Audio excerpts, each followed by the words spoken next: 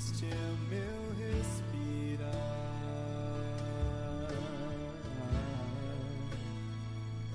Este é o meu respirar. Teu Santo Espírito vivendo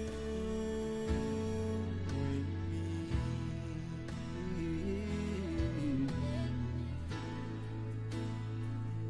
E este é o meu pão.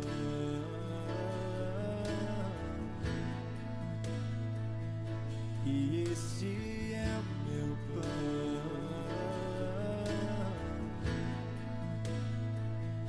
E este é o meu pão. Amados ouvintes, queremos agradecer mais uma vez e sempre a Rede Sempre que nos dá essa oportunidade de levar a vocês a Santa Palavra de Deus. E você que está aí assentado na sua casa, no seu trabalho, abra o seu coração para ouvir esta palavra. Nós vamos falar hoje sobre um tema que muitas pessoas não entendem. Eu não digo nem que não concordam, mas não entendem. E hoje você vai ficar afinado e concordando plenamente com esse tema e com a palavra de Deus. Essa mensagem foi pregada ontem à noite na nossa igreja. E eu estou tendo o prazer de levar para o seu lar, para o lugar onde você estiver assistindo a TV Sempre. O tema da mensagem é: o nosso nome escrito no livro da vida é a garantia da nossa salvação. Deus não faz acepção de pessoas. O maior fundamento deste versículo bíblico, do que a palavra de Deus nos diz, é que Jesus morreu por todos. Ele não fez acepção de pessoas. O homem, sim, é que faz a separação de Deus. É o homem que não aceita as leis do Senhor, os estatutos e as normas do Senhor. Mas Jesus morreu por todos. Então você tem a certeza de que a predestinação é real. Repara só, não há um exame, uma prova escrita nem oral que o Senhor vai fazer na sua vida para que você possa adentrar a casa dele no dia da regeneração completa do homem, no seu corpo, alma e espírito. Mas quando você vai trabalhar em uma empresa, você faz uma prova. Você vai fazer um concurso para uma empresa governamental e ali você vai mostrar a sua sabedoria. E, de acordo com a sua nota que a empresa lhe der, você vai ser aprovado ou desaprovado. Deus pôde criar predestinação porque quando você foi criado lá antes da fundação do mundo, na sua onisciência, ele já sabe aqueles que se tornariam filhos da ira e aqueles que se tornariam filhos para a honra. Não é Deus que criou o filho da ira, é o próprio homem que, na sua incredulidade e ainda gostando de ser taxado de ateu, ele não atenta para a palavra de Deus. Então a predestinação é real, está na palavra de Deus. Em Mateus 22, 14, diz: porque muitos são chamados, mas poucos escolhidos. Então, por esse versículo eu começo essa mensagem, dizendo que muitos são chamados, muitos são convidados, mas poucos os escolhidos. No capítulo 24, 22 do Evangelho de Mateus, diz: e se aqueles dias não fossem abreviados, ninguém se salvaria. Que dias são esses? Os dias da grande tribulação. Mas por causa dos escolhidos serão abreviados aqueles dias. Ou seja, aqueles que o Senhor sabe que quebrantaria o seu coração, que quando houvesse o toque do Espírito Santo, que convence o homem do pecado, da justiça e do juízo, ele se quebrantaria diante da palavra do Senhor, abriria o seu coração para Jesus. Eu fiz isso aos 55 anos de idade e não me arrependo de ter entregue minha vida a Jesus. Só tenho tido prazer e alegria em servir ao meu Mestre. E Paulo, escrevendo aos Romanos, no capítulo 9, versículo 22, ele diz: que direis, se Deus, querendo mostrar a sua ira e dar a conhecer o seu poder, suportou com muita paciência os vasos da ira, preparados para a perdição. Então a Bíblia deixa claro a predestinação. Aqueles que estão predestinados a ressuscitar verdadeiramente com Cristo para a vida eterna. Aqueles que vão morrer desse corpo para herdar a vida eterna e receber um corpo glorificado, um corpo celestial. E aqui Paulo diz, né, que os vasos da ira, eles estão preparados para a perdição, mas os vasos para a honra estão preparados para a morada eterna na Nova Jerusalém. Segundo tópico dessa mensagem, dentro desse tema, é que a salvação é individual, ela procede do nosso Deus. Mateus 22, 14, porque muitos são chamados, mas poucos os escolhidos. No terceiro tópico dessa mensagem, eu vi aqui nesse trecho, ainda do apóstolo Paulo, não é?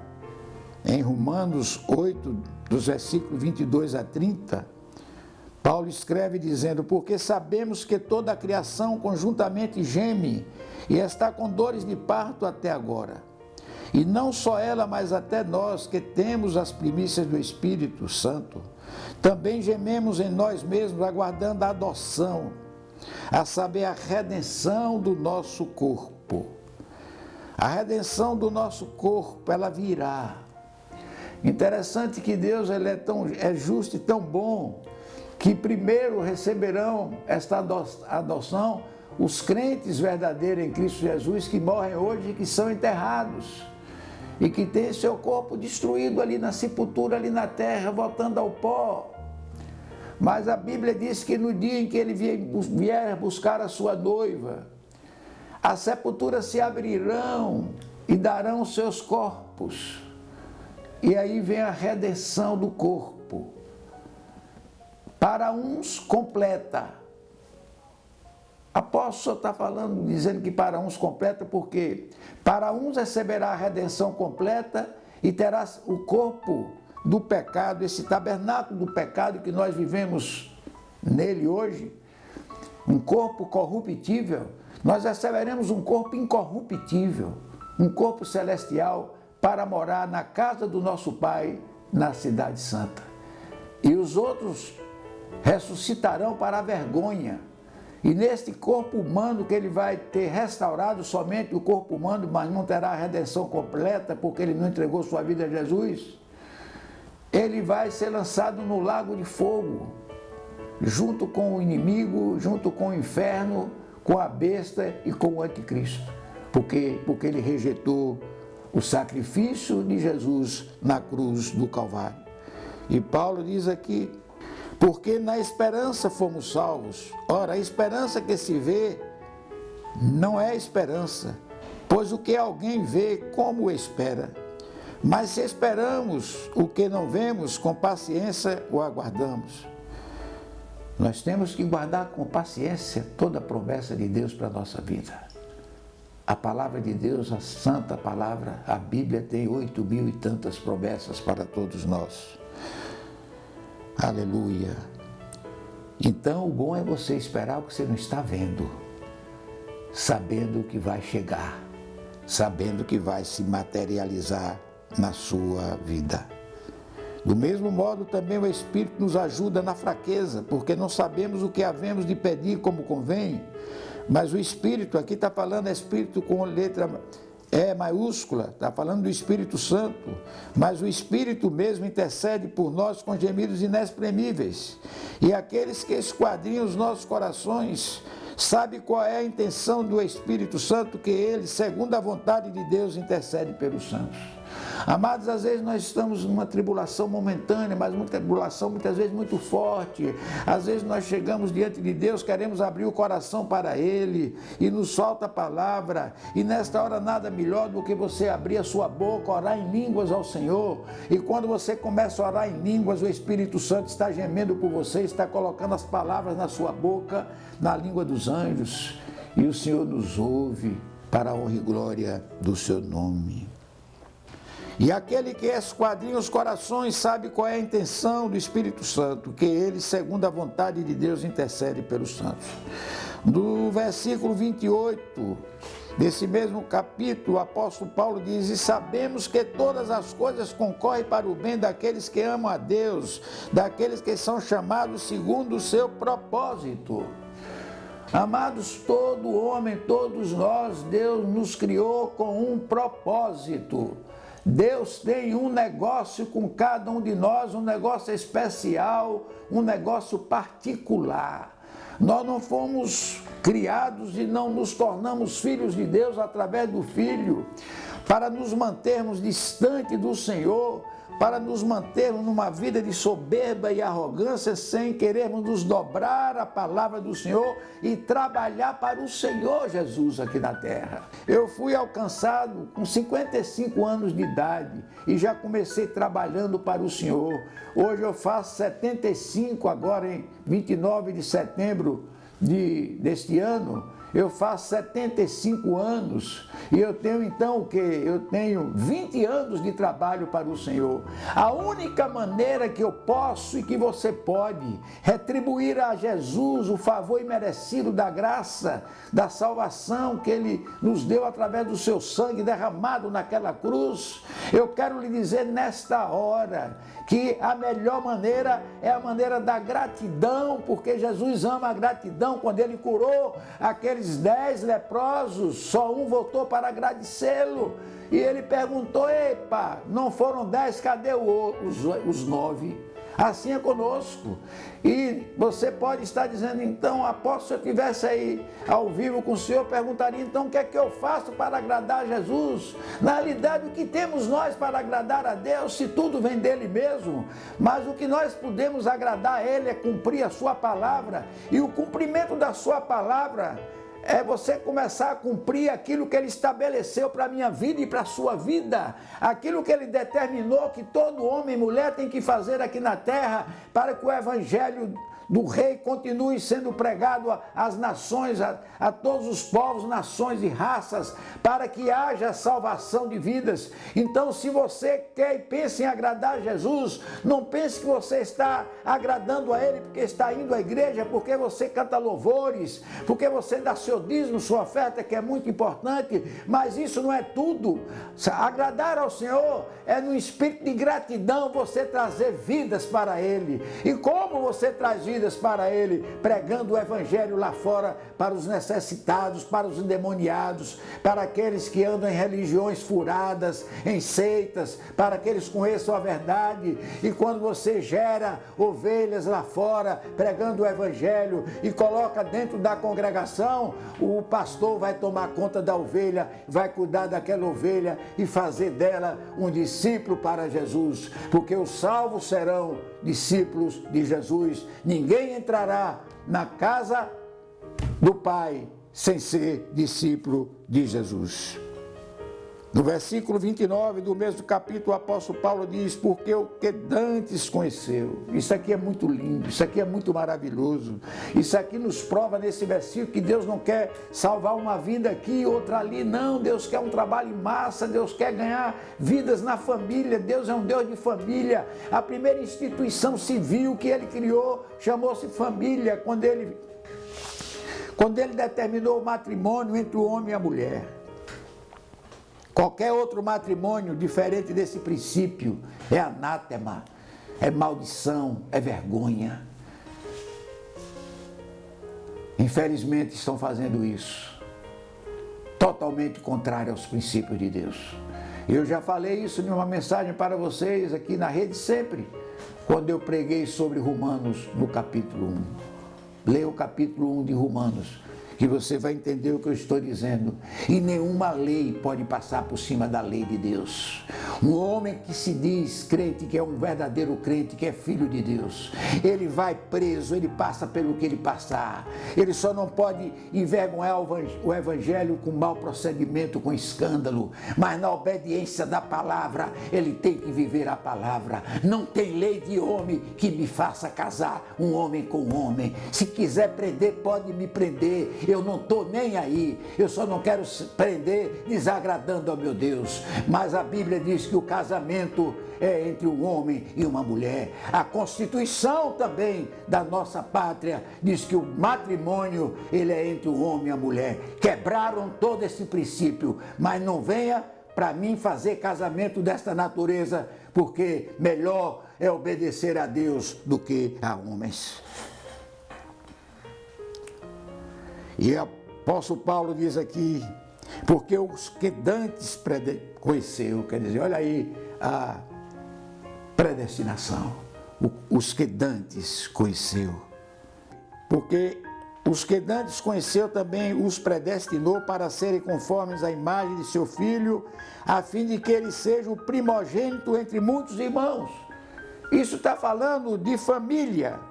E no versículo 30, e aos que predestinou, a esse também chamou, e aos que chamou, a esse também justificou, e aos que justificou, a esse também glorificou. E no tópico 4 e último tópico dessa mensagem, Deus forma em nós um tipo de coração que o agrada. Queira ter um coração puro, um coração de uma criancinha. Uma criancinha, você puxa a orelha dela, reclama com ela envermelha, ela fica escabriada, ela chora, ela se esperneia. Na mesma hora você estira a mãozinha para ela e ela estende sua mão. É esse o coração que agrada o coração de Deus. Nós temos que ser como o coração de criança. E no capítulo 3 de Colossenses está aqui escrito: e tudo quanto fizerdes, fazei de coração, como ao Senhor e não aos homens. E em Apocalipse, do capítulo 3, versículo 5, eu encerro esta mensagem com o encerramento do que Deus tem preparado para nós e o que Ele vai fazer por nós. Amados, para ganharmos as coisas do céu só através de Jesus. Porque quando nós formos arrebatados para a casa do nosso Pai, lá na casa do nosso Pai, não haverá mais casamento, não se darão em casamento, não haverá mais um outro povo, não haverá mais ninguém. É só os escolhidos, é aqueles que aqui nesta terra entregaram sua vida a Jesus. E aqui diz a santa palavra de Deus, diz Jesus lá em Apocalipse, no capítulo 3, versículo 5, o que vencer será assim vestido de vestes brancas. Eu dizia ontem na pregação para a igreja, que às vezes eu visto uma calça assim, que vesti pela primeira vez ontem, vou vestir hoje. Aí quando eu olho, ela está com uma manchinha de nada assim na boca da calça, eu passo um panozinho assim limpo para não lavar a calça, para a calça não ficar velha. E dá para passar porque a calça não é branca e ninguém vai perceber que eu fiz uma limpezazinha rápida. Isso é coisa pequena, manchinha pequena, se for uma coisa grande eu tenho que botar para lavar. Ocorre que o branco fala de santificação, fala de purificação. O branco fala disso tudo, de pureza. Por isso que as nossas vestes que receberemos serão brancas. Será assim vestido de vestes brancas e de maneira nenhuma arriscarei o seu nome do livro da vida. Meu amado, o início da mensagem eu falei para você que quando o nosso nome está escrito no livro da vida, verdadeiramente está garantida a nossa salvação. E que só quem pode tirar é aquele que escreveu. E aqui diz, não é? De nenhuma maneira o seu nome será riscado do livro da vida. Antes confessarei o seu nome diante de meu Pai e diante dos seus anjos. Que Deus nos abençoe por essa palavra. Que você guarde ela no seu coração. Que você se conserte hoje com Jesus, se você ainda não fez um propósito de salvação para com ele, ainda não entrou na nova aliança, nova e eterna aliança feita no seu sangue, porque aquele sangue derramado na cruz do Calvário nos purificou e nos deu a oportunidade de voltarmos regenerados, corpo, alma e espírito, para a casa do nosso Pai. Que Deus te abençoe, que na tua casa reine a paz, que a palavra possa fazer morada na tua casa, que possa haver conversão a Cristo Jesus através da ministração das palavras. Escute as palavras que os servos de Deus têm ministrado na rede sempre. Escute o que pela misericórdia de Deus nós temos ministrado. E nesta hora, se você está me ouvindo, levante sua mão para os céus e diga: Jesus, eu te confesso na presença dos anjos. Porque Jesus disse na sua palavra em Lucas que se confessardes a mim, se credes em mim, confessardes a mim e for batizado, será salvo. Mas também nenhum dos evangelhos diz que quando confessamos Jesus na presença dos homens e dos anjos, e você pode não ter nenhum crente agora aí na sua casa, mas você tem a presença dos anjos que é testemunha disso. Você pode aí na sua casa levantar sua mão para o alto e dizer: Apóstolo Miguel, com alegria, eu recebi esta palavra no meu coração, estou entregando minha vida a Jesus.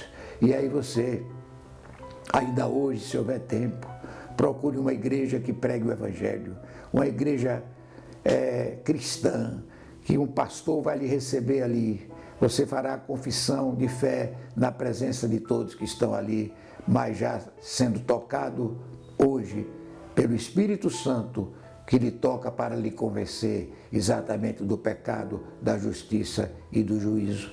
E para que nós nos tornemos um só, nós temos que estar no mesmo Espírito, do mesmo Deus, do mesmo batismo. Que Deus nos abençoe e que a salvação chegue à sua casa, a paz, a saúde e a prosperidade vinda de Deus, em nome de Jesus. Amém? Eu lhe agradeço pela sua atenção. Até a próxima.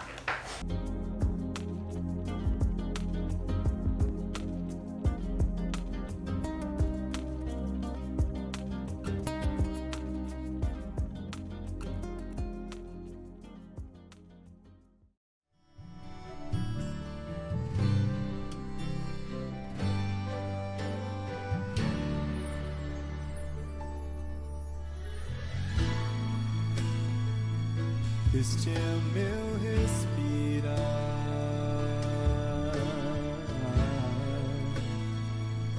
este é o meu respirar. Deus Santo Espírito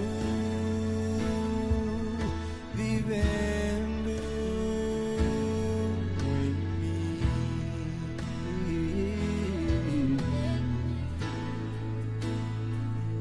E este é o meu pão,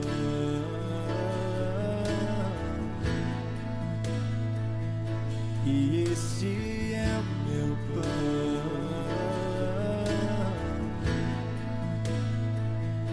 e este